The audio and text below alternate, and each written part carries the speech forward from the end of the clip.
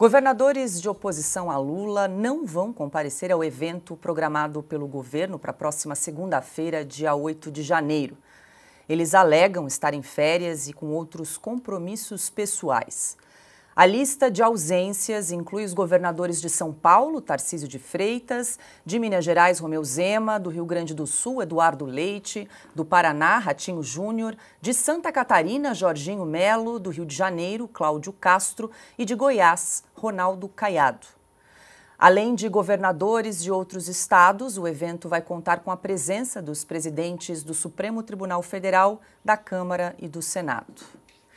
Rodrigo Constantino hoje conosco nesta quinta-feira, hoje 4 de janeiro, um feliz ano novo, seja muito bem-vindo, meu querido, aqui em Oeste Sem Filtro. Quero te ouvir o que a gente pode esperar aí desse evento para a próxima segunda-feira, dia 8 de janeiro. Está previsto aí cerca de 500 convidados, que são esperados aí no Congresso Nacional. O presidente do STF, Luiz Roberto Barroso, quem fará a abertura desta cerimônia, e o evento ainda deve contar com uma exposição de fotos dos atos do 8 de janeiro de 2023. Boa noite, Consta.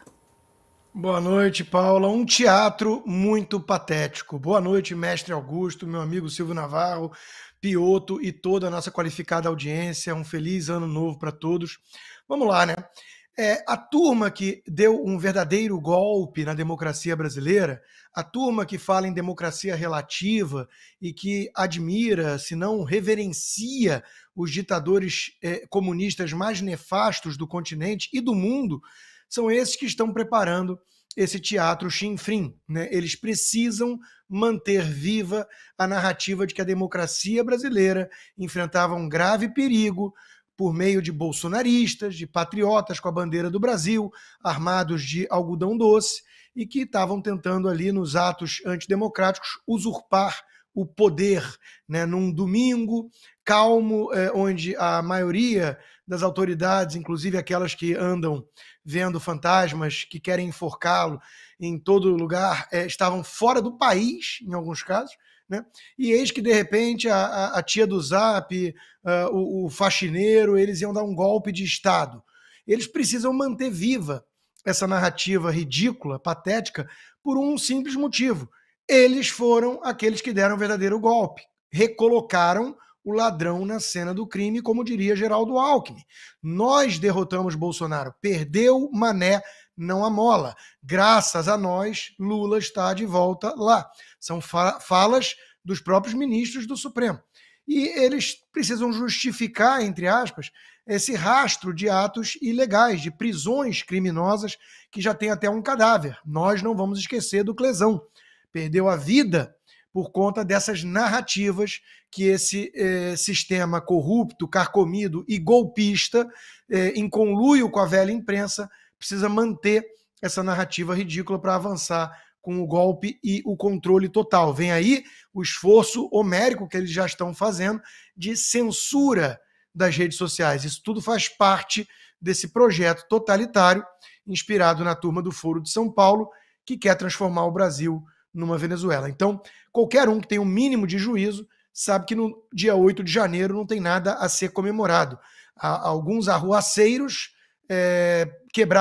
promoveram quebra-quebra, que é algo que a esquerda faz há décadas nesse país de forma muito mais violenta, e isso foi o pretexto utilizado para um verdadeiro golpe totalitário no nosso país, que sentimos até hoje no dia a dia.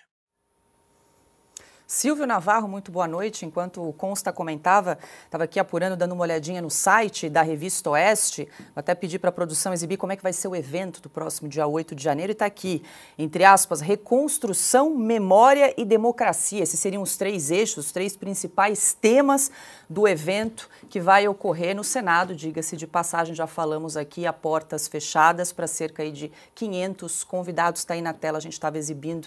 Para quem quiser mais informações, entrar no site revistaoeste.com. Boa noite, Silvio. Boa noite, Paula. Boa noite, meus amigos Pioto, Constantino, Augusto Nunes. Boa noite para quem nos acompanha. Olha, há dias nós estamos aqui alertando que sim, será um verdadeiro teatro. Um teatro montado por um grupo que governa o Brasil, é uma sociedade presidente Lula da Silva e os ministros do Supremo Tribunal Federal. Também estarão presentes ministros lulistas. Parece que a ministra da Cultura vai cantar o hino nacional, fica aqui, entoar o hino nacional, fica o alerta para que ela treine antes e não passe a vergonha que outras pessoas passaram por desconhecer a letra. E é uma bolha de pessoas que precisam manter uma narrativa de um golpe que nunca existiu. Um golpe que seria dado por avós, pais, mães, pessoas que foram a Brasília protestar contra o triunfo da indecência, contra a vitória de Lula, que foi reabilitado judicialmente e eleitoralmente pelo Supremo Tribunal Federal. Rodrigo acabou de relembrar muito bem, o ministro Gilmar Mendes já disse isso com todas as letras. Ele disse, essas pessoas que estão aí de volta à cena política só estão neste lugar por causa do Supremo Tribunal Federal, inclusive o presidente da República.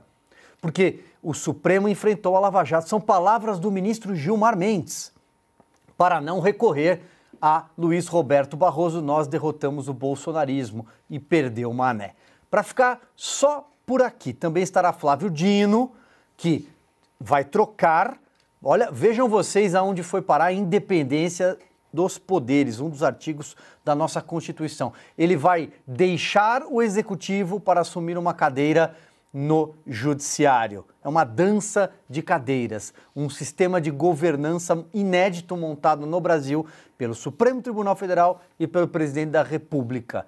E finalizo dizendo, o Clériston Pereira da Cunha, a família dele, até hoje, está esperando uma manifestação de ministros do Supremo que deixaram ele morrer numa cela e, digo mais, tem mais 66 pessoas ainda presas.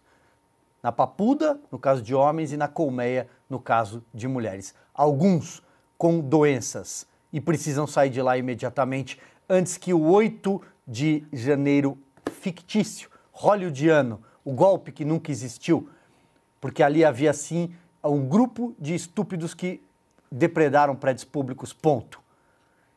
Mas a gente não precisa de um segundo cadáver. Adalberto Piotto, muito boa noite. Na próxima segunda-feira, então, 8 de janeiro, os protestos vão completar um ano e o saldo, como bem lembrou aqui o Silvio, né, mais de 1.200 pessoas que foram denunciadas, 66 pessoas que permanecem ainda presas em Brasília e, infelizmente, uma morte, a morte de Clériston da Cunha. Boa noite, Piotto. Boa noite, Paula, Silvio, Augusto, Constantino, todos vocês que nos acompanham. Eles vão comemorar também o fato de terem rasgado o devido processo legal em todas essas pessoas que foram presas, porque traficante hoje no país e tráfico de drogas é crime hediondo no país. Mas, inclusive, chama a atenção porque tem traficante que tem benefício de saidinha. Eu não consegui entender essa conta, mas enfim, vamos lá. Traficante de droga, homicida, tem devido processo legal, tem direito à defesa, o advogado tem acesso aos autos. Os advogados dessas pessoas não puderam fazer sustentação oral no Supremo. Aliás, por que elas estão sendo julgadas no Supremo? Elas não têm foro privilegiado para isso? Não tem foro especial, para usar a expressão técnica que eles usam, né? Vão comemorar o quê? Tivemos, ao longo do tempo, uma CPMI, que foi sabotada pelo governo. Imagina só que tinha um general, comandante do GSI, o Gabinete de Segurança Institucional, que aparece na imagem dando garrafa de água ali e tudo mais. Esse sujeito não está preso. Todos os outros envolvidos, que por acaso eram do governo anterior ou que não tiveram nada de ligação direta, bom, respondem a esse inquérito. Sigiloso, de novo, mais um desses inquéritos sigilosos. É uma CPI sabotada devido ao processo legal rasgado, aliás, com isso a Constituição e também o sagrado direito de defesa. E agora os governadores desses estados que eu vou repetir aqui, Paula já nos antecipou. Vamos lá. São Paulo, Minas Gerais, Rio Grande do Sul, Eduardo Leite, Ratinho Júnior, Jorginho Melo e também Cláudio Castro e Ronaldo Caiado. Esses estados todos têm, numa conta alta que eu fiz aqui, acho que são 120 milhões de pessoas. Esses governadores representam muito mais do que a metade da população calculada segundo o IBGE recentemente, 203 milhões de pessoas no Brasil.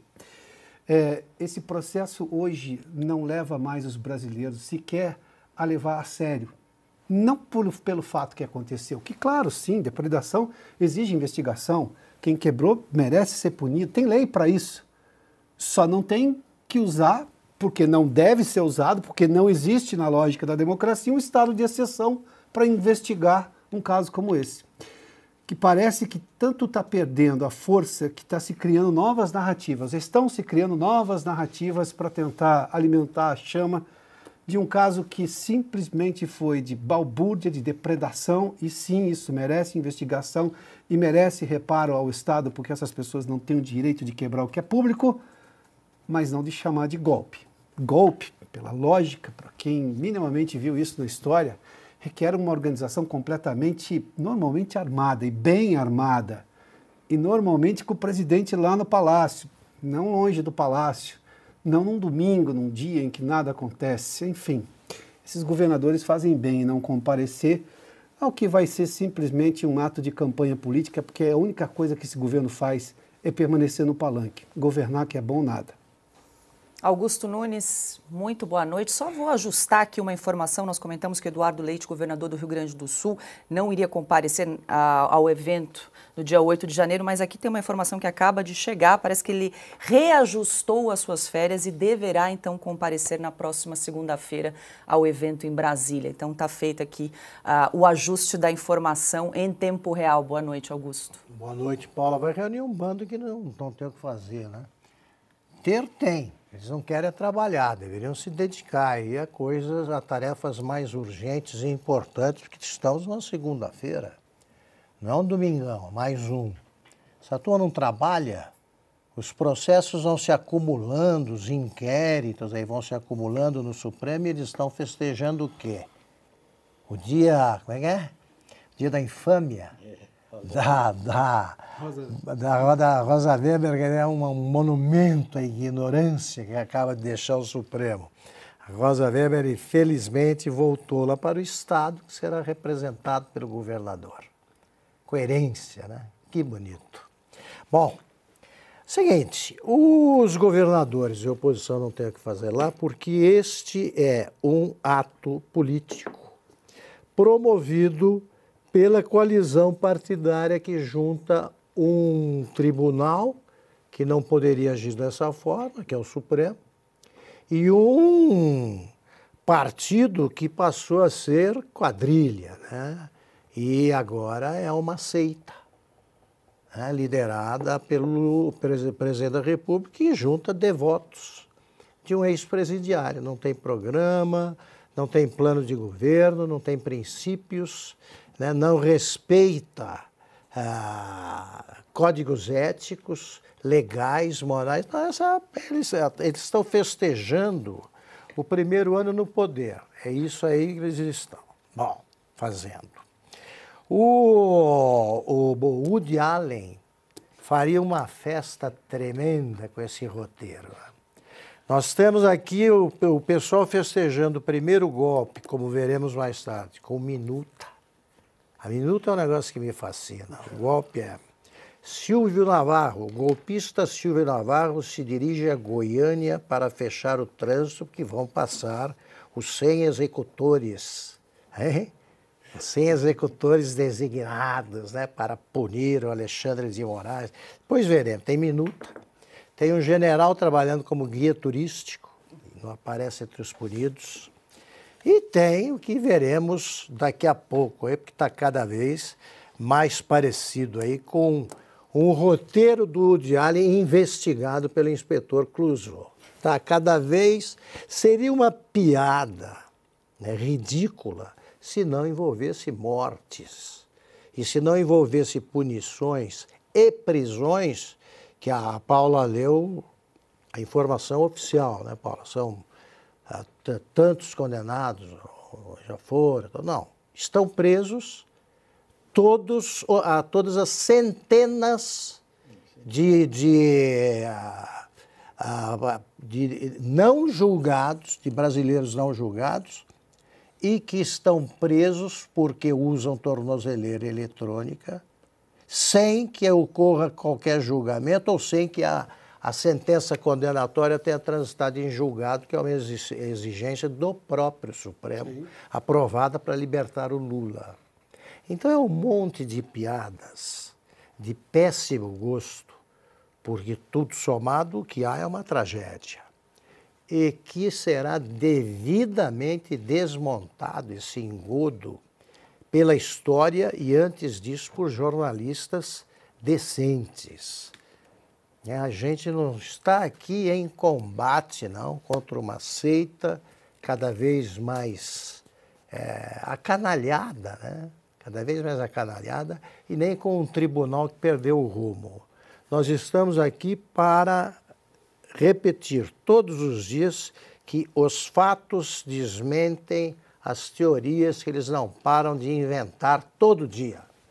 Todo dia. É uma usina de fake news no tribunal que supostamente está dedicado à guerra contra as fake news.